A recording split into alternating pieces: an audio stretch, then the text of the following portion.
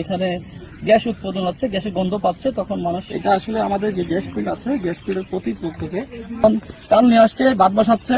আমাদের কিছু ভাগ্য আমরা এখন চর পশ্চিম পাশে যে চর আছে ওই চরের মধ্যেই এই গ্যাস উৎপাদন হচ্ছে। আমরা যখন সকালে গ্রামবাসী যখন এখানে আসার পরে মানে গ্যাসের গন্ধ পায়, গন্ধ পাওয়ার পরে ওনারা দেখে যে এখানে বুড়বুড়ে পানি উঠতেছে। যখন পানি উঠতেছে তখন মানুষ এখানে কুড়ে আগুন দিয়ে দেখলো, যে দেখে যে এখানে মানে সব কালকে এতটুকু উচ্চতা গ্যাসের ইয়ে ছিল, আজকে একটু কম, কারণ পানির ইয়ে কমে গেছে।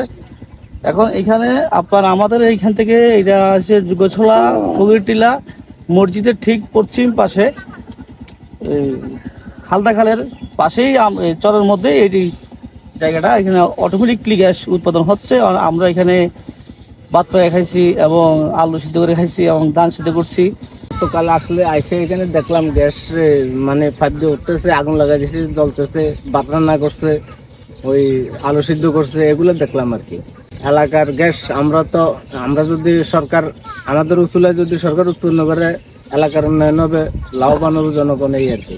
ভাত রানছে, আলু সিদ্ধ করে খোলা খাইনে খাইছে, তারপরে মুরগিলে ধান সিদ্ধ করছে। বহুত মানুষ আইছে, আইয়েরা তারা কি করছে একটা অনুষ্ঠান করছে, সুন্দর চাইছে এরি আর থেকে আগুন গ্যাসের আগুন দেখছে, দেখে সুন্দর লাগছে এরি।